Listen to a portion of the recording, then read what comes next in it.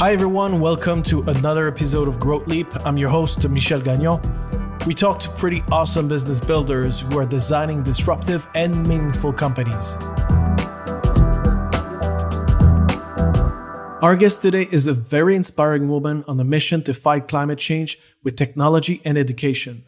Lubomila Jordanova is CEO and founder of Plan A, a Berlin-based tech startup who helps companies reduce their environmental impact, engage their employees, and drive their own agenda towards carbon neutrality. We talk about setting a clear strategy, the power of purpose, measuring performance and impact, and what the future holds for sustainability. All right, Lubomila, welcome to the show. It's a pleasure having you with us. To get started, I would really like you to briefly explain to the people listening to us what exactly is Plan A. Plan A is a software company that helps other companies reduce their emissions by minimum 50% within a year. And how do you do this? Since day one of Plan A, we have been working heavily with scientific knowledge, and we have quite a lot of scientists on our team.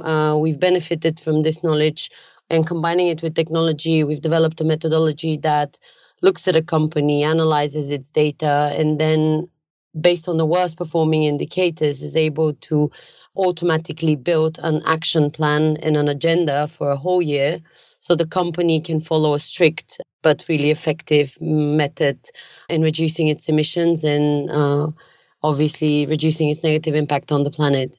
Just before we get into the nitty-gritty of your business, I'm interested to talk a little bit about how you launched Plan A. You hold a master's degree in management from London School of Economics and have worked previously with fintech and VCs. Can you tell us a bit the interesting story, what happened to Lubomila for her to decide to launch Plan A? I think climate change as a topic came in my life quite serendipitously after a trip in Morocco.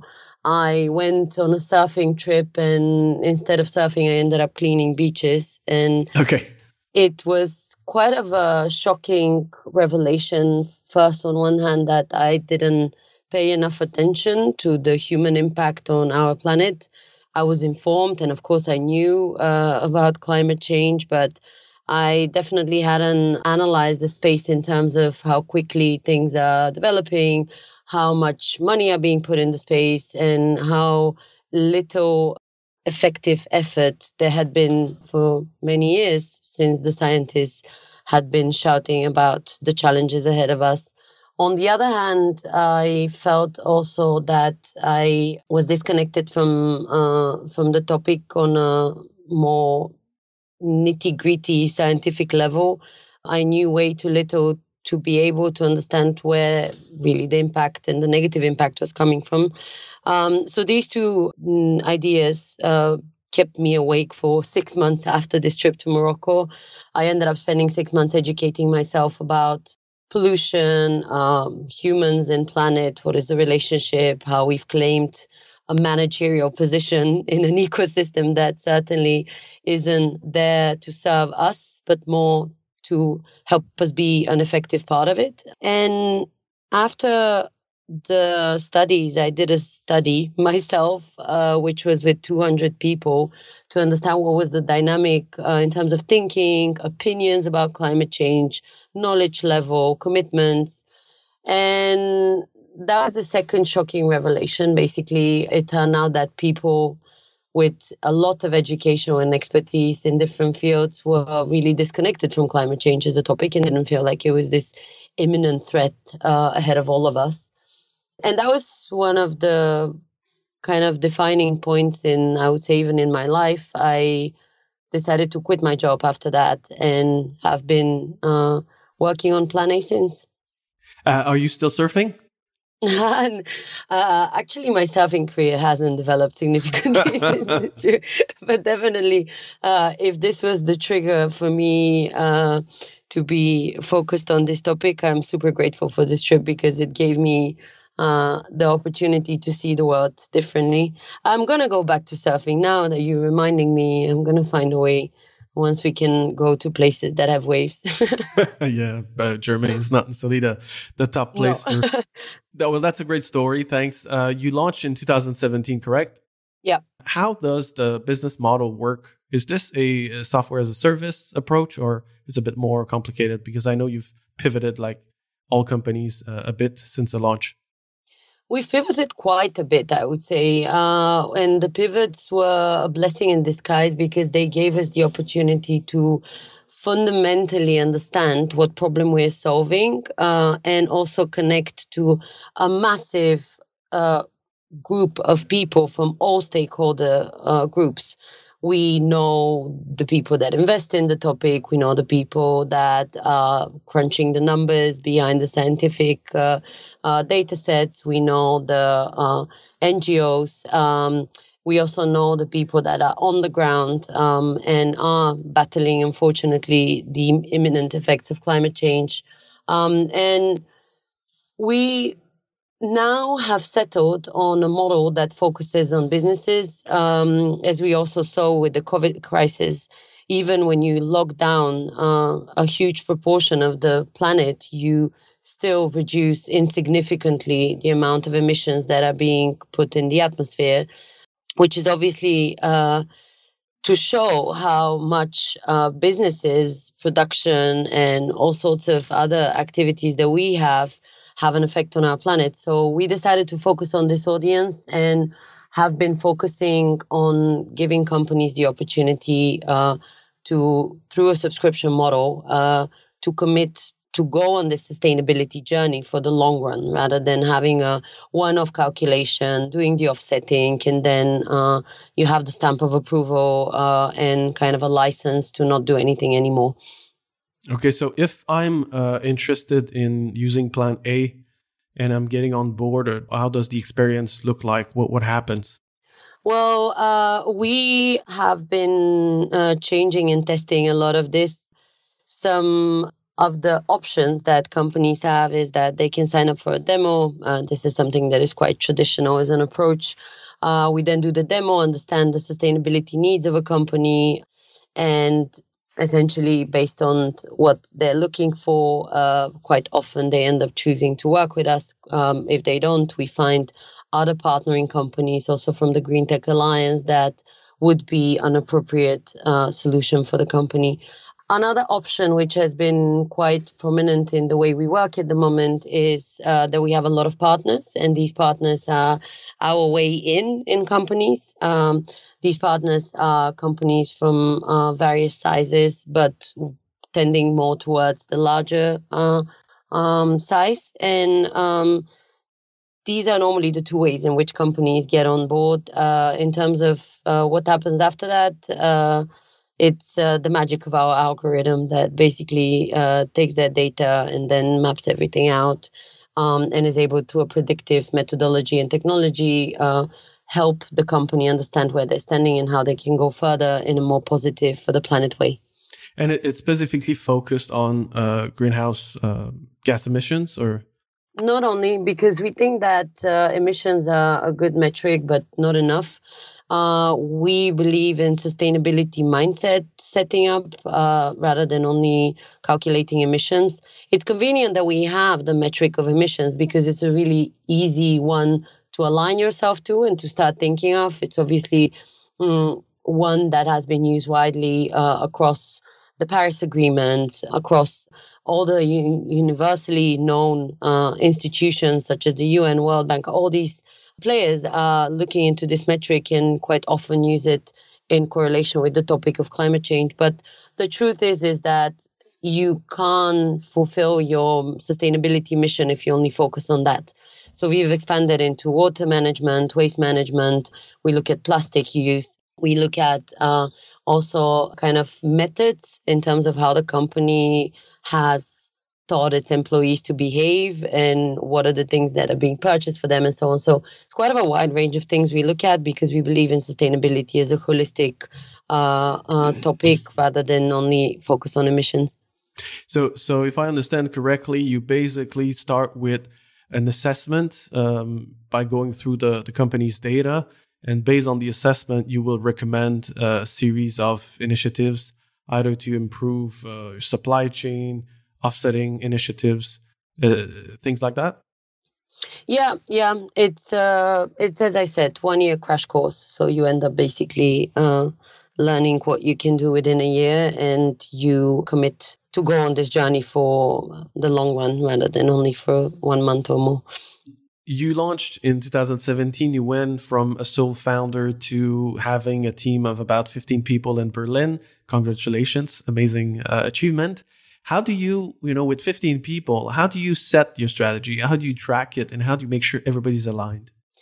Thank you for this question, and thank you for congratulating me. It's been definitely a long journey because we've been really committed to the topic and doing it with also very few resources. I truly believe in collaboration as one of the best sources of depth, wisdom, and also ideas. I work on daily basis with my team to define our goals, and on a more practical level, we have a really clear system of KPIs and OKRs that define the quarters, the months, and also our vision for the year. This year, we've gone through exercises about vision. We've gone through exercises of defining who we are and how we want to position ourselves in the whole climate change field. And it has been phenomenal to see how differently people from different backgrounds think. We have a lot of scientists on our team. We have a lot of technical people. And when you ask them about their opinion on business topics, it's always quite fascinating to see the mind working totally different from someone else's. So yeah, I've been super lucky to have a lot of diversity of ideas coming from the team, and this is how we define the strategy. So you said you have OKRs. Your OKRs are on a monthly, quarterly basis, or you have them also on a yearly basis? All of this. We have them quite well defined for like the short term, but also for the long term as well. Okay, so you have a longer term view, and then you break it down into smaller chunks. Exactly. You mentioned also, I'm really interested, you mentioned that you went through an exercise about, thinking about the vision. How did you actually do this? Because this is a tricky part. This is a tricky job when you're a leader, to bring everybody around a same vision and mission. You did this internally? Did you use a facilitator? How did this happen? So for us, it has been quite of a easy exercise. Of course, it took some time, but what we definitely notice is that the way we have been committing since day one on Plan A has been deeply penetrated in our minds, even though we've been going through the changes that we have mentioned in the beginning of the discussion. So yeah, for us, it's kind of really clear that we want to have a really big impact on our planet. We want to change organizations from within. We also want to be in the middle of a really clear kind of shift in the mindset of our society as a whole, which so far has been achieved through our work on Plan A, through our different business models. Since recently, we launched also the Green Tech Alliance. And it essentially is all the steps that we take on day-to-day basis, pushing forward this vision that is quite big, but also achievable. At least this is what we've proved ourselves in the last years, is that there's nothing that you cannot get to, and no person you cannot reach if you really have truly deeply in your heart this mission for the planet, which I think is quite helpful in, working hard. The vision has been there since day one, and we continuously support it with our actions. You briefly mentioned the Green Tech Alliance, which I believe was launched last month or a few months ago. What is the Green Tech Alliance, in a few words? The Green Tech Alliance is a collection of over 200 businesses that united by the belief that sustainability should be driven by people having the scientific knowledge, people that committed to no greenwashing, and also to people who are willing to collaborate. what we noticed in the last few months is that there's been a lot of predatory behavior on the market, and also people joining the topic of sustainability because it's the cool thing. Of course, this is helpful because it creates a market dynamic, but this is a different kind of industry, and it requires a really clear vision and really clear understanding of how you can collaborate so that your efforts combined with someone else's can lead to this positive outcome that we all are looking for. Um, on the other side of the startups, over 170 advisors from all over the world with expertise in VC. We have some of the most famous journalists in the tech sphere, people that are experts in sales, marketing, pitching, anything that a startup would need. And the community is a closed one. Anyone can apply, but they go through an interview process.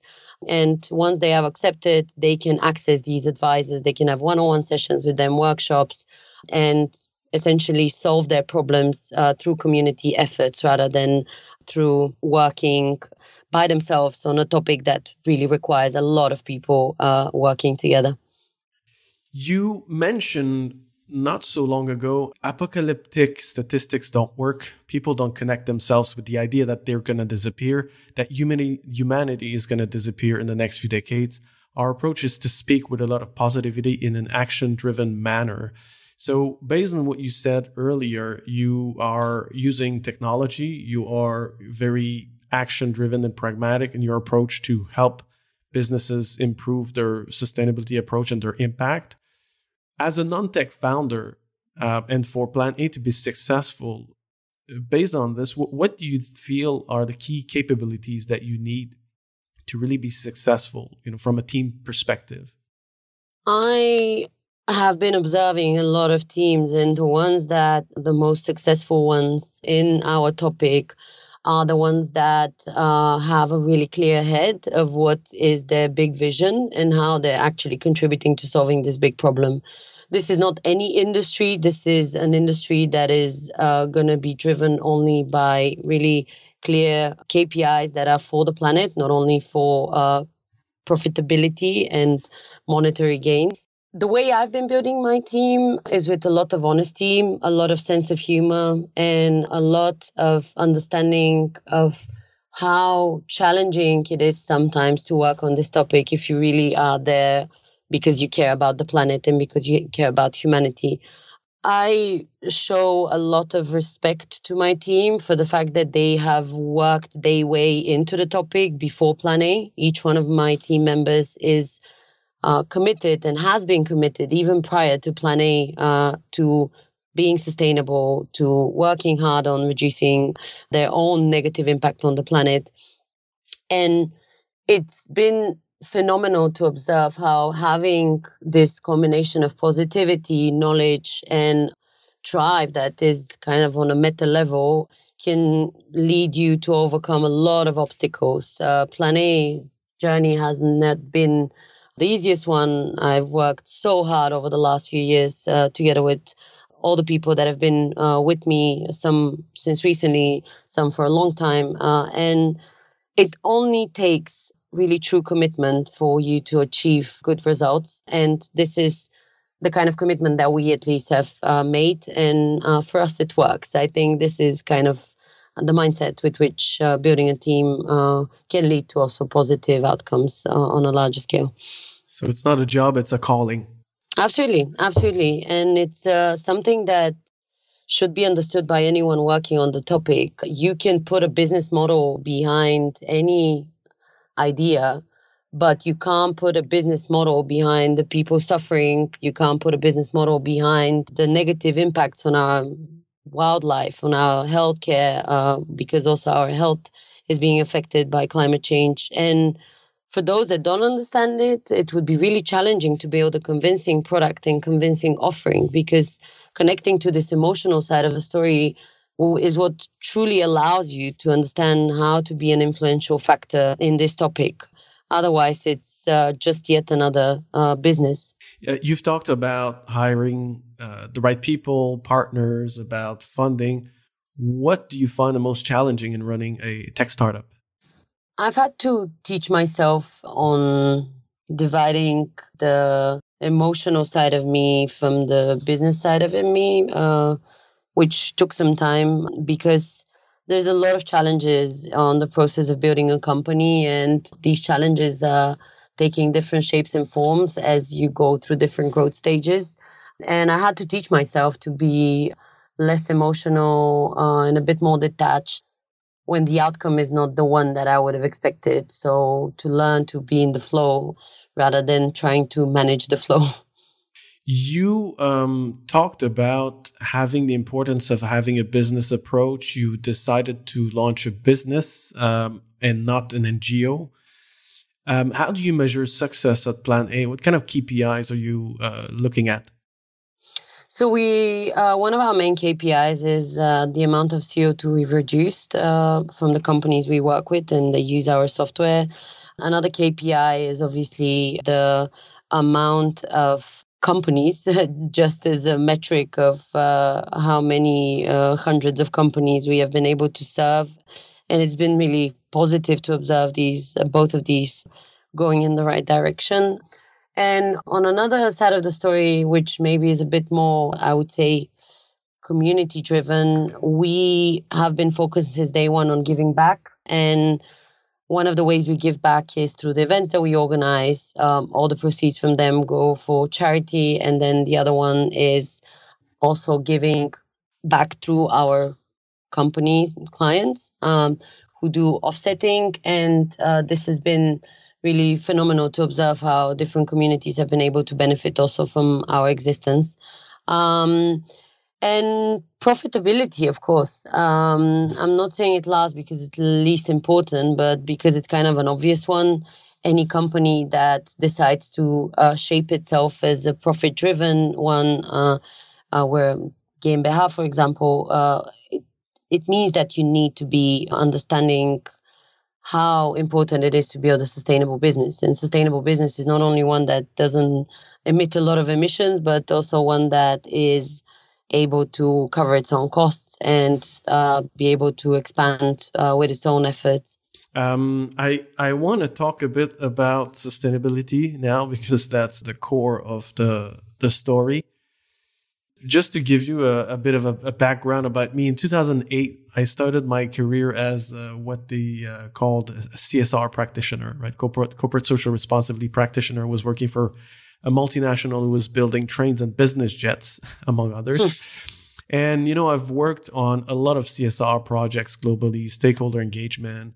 I've done my fair share of reporting for the Dow Jones Sustainability Index, the GRI, Carbon Disclosure Project. I've filled a lot of forms. That was 12 years ago. And you talk today about the urgency of us tackling the challenges that we have in front of us. So what do you think is missing? Why do you think we're so slow at acting or reacting? I think we're still not at the level of factfulness that we should be at. Actually, working on this topic and also the pivots have, as I mentioned, helped a lot with understanding the totality of the climate change story. And I think we're still not getting it in terms of what are the repercussions of existing on one side of the planet to the other side of the planet. And also what are the challenges that people already face in terms of changing weather patterns, in terms of changing climate, in terms of increased severity of natural disasters. This is the battle that we're fighting against. This is what we're trying to reduce in its impact. And it's not only about being able to put a label that says CSR or sustainability, organic or green or anything that would be associated with the topic. And decoupling these two ideas and these realities doesn't allow us to actually be effective with our efforts. Because on one side of the globe, you have discussions on a high level about what are the steps we need to take. There's commitments, but not commitments that are obligatory. And you have a lot of businesses kind of working as much as they can, but there's still very little connection between what climate change is and the efforts that we're putting into solving it. And there's a problem with the model that we follow. And we actively in Plan A try to address this by openly speaking about the issues, by openly speaking about what is climate change, what does the data tell you, what does the science has been telling us for decades, and putting the science in the prime and giving it prominence that it deserves. Until we don't focus on this at the core of our decision making, we're never going to be able to address this, and we're never going to be able to see humanity save itself. But that's something I'm personally struggling with, and I'm interested to hear your opinion on is, you've talked about the model. I believe you said in the past also that, you had VCs, even impact investors, use similar metrics to make investment decision. And I believe Plan A, as you mentioned earlier, had to tweak your business model a few times to become a VC case.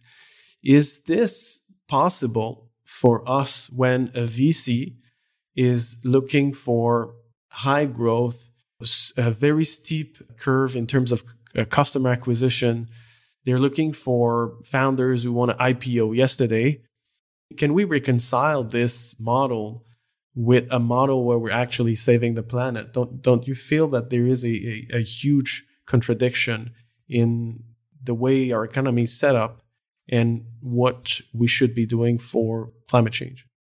There's a lot of challenges that we need to start addressing one after the other. One is our economic system and how the metrics are being built. The GDP is not anymore a valid way of looking into our way of existing, because constant growth is not something that has been an effective way, because it doesn't build durable systems. You need adaptability. A second aspect that is challenging is with regards to VC metrics, but VCs are changing. We have so many clients from the VC sphere that use our system to observe their portfolio companies and to actually get them to focus on sustainability as part of their KPIs. We have other clients that are using our system to analyze potential investments, and if they don't perform well on the sustainability topic, they don't invest in them.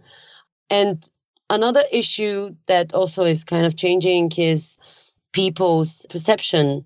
There's enough statistics out there showing how consumers are changing their preferences, how companies that have a sustainability angle that can be proven, seeing in the hundreds percentile increase in their revenues.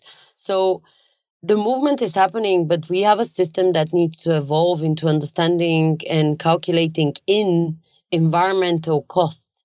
At the moment, if you have a tree, it has no value. If you cut a tree, all of a sudden it has value. There's something broken with the model if you have to look at nature in this kind of way.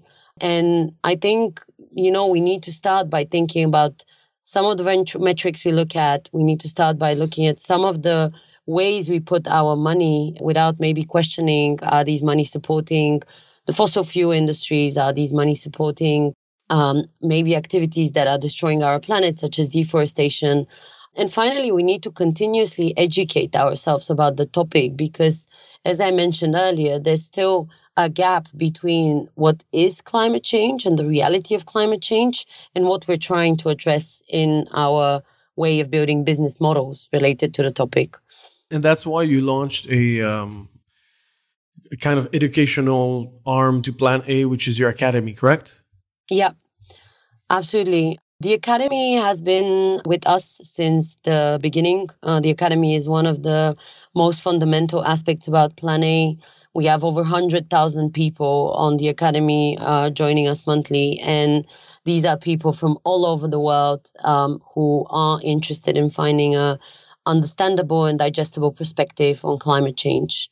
The Academy is the place where we want to give people the opportunity to feel comfortable with climate change without being shamed for the fact that they don't know something, and to be able to go through the stages of knowledge that maybe they're still exploring. Maybe they still don't know what exactly they have been, hearing about climate change. How does this connect to reality? How does it connect to the science? This is what the Academy does. And we are in the middle of a global pandemic. Many markets are falling into recessions. what is your, what if you look at your crystal ball, what's your prediction in terms of what's going to happen with sustainability, whether it's investing, whether it's developing new technology, or whether it's, are we going to, for at least a few months or a few years, end up with a lot of greenwashing? I think it's all the things that you said are going to happen simultaneously. I have been observing a lot our lovely planet, society, and how we as humans behave in different, more challenging circumstances. And as many people, there are as many answers and choices you would see. Greenwashing is always going to be there. And it's not to say that people are not going to start noticing what is greenwashing better in the future, but there's always an opportunistic perspective on how you address issues. In terms of my crystal ball's predictions, in terms of the technological advancements, COVID has been a blessing in disguise in terms of giving us an opportunity to see that we can actually collaborate under pressure. I have been a mentor at 3 hackathons over the last few weeks, and it has been phenomenal to see 27,000 people working over a weekend together to come up with solutions that are incredibly useful for society and so well thought through, and already tomorrow can be implemented on a large scale. I think sustainability will bounce back as an important topic, but it's probably going to take a few months until we actually get back to the level of comfort and understanding of what happened. I think we haven't digested what actually society had to face and is facing even today in many nations.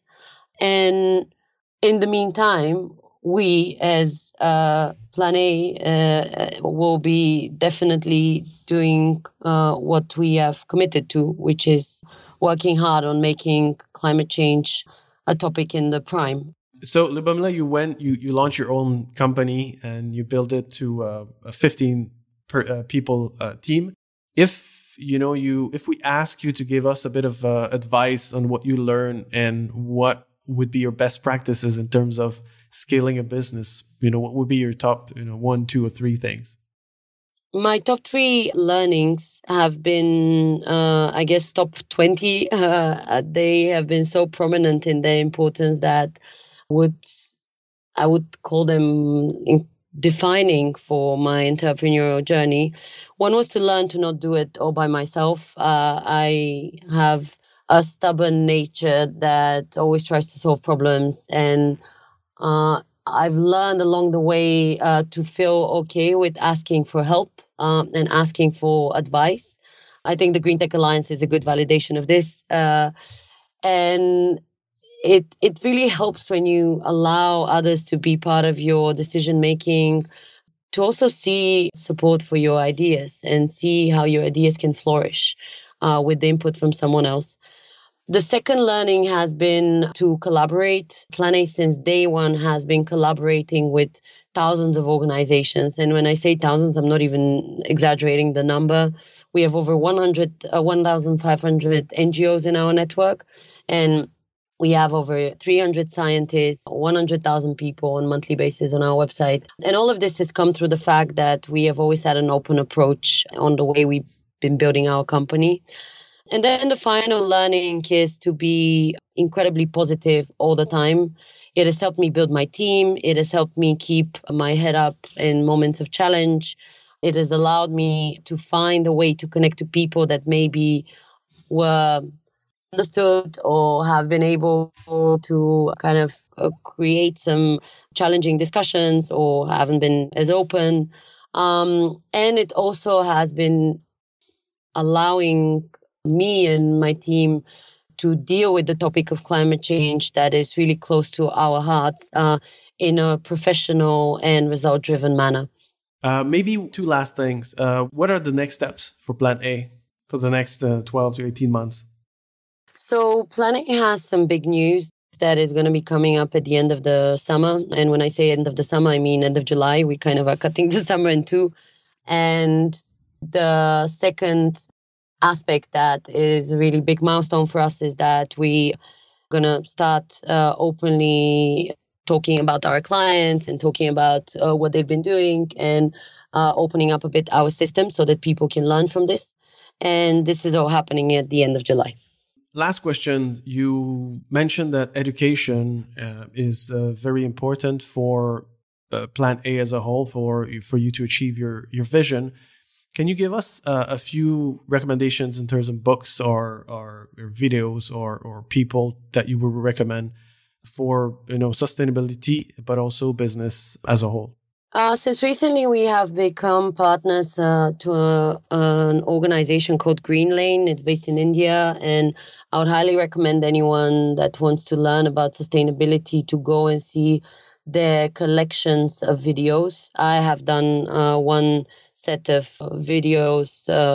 I've collected them, and it really is a helpful set of materials with regards to sustainability. A book that has helped me a lot, and I can be going back to it literally on monthly basis is 27 Steps, The Disciplined Entrepreneur. It's an MIT course that became so popular that it ended up transforming itself into a book that is available now. The Mom's Test, I think for anyone that is in the beginning of their journey, it really is important to see how it could be challenging, but also it could be useful if you ask the more difficult questions to people to test your idea.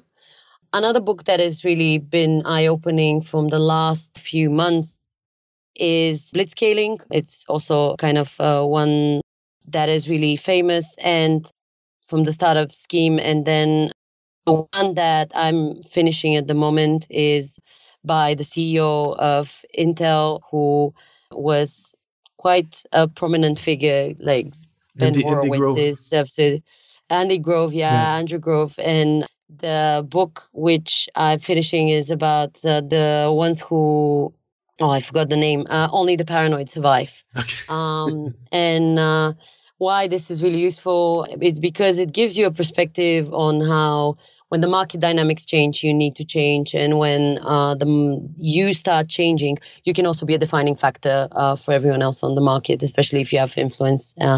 So that's my portfolio of suggestions, which I think are a good set of examples for people interested in startups and sustainability.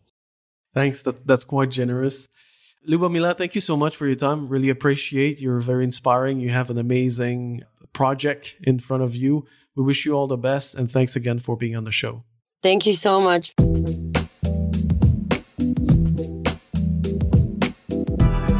Thanks everyone for listening to the Growth Leap podcast today.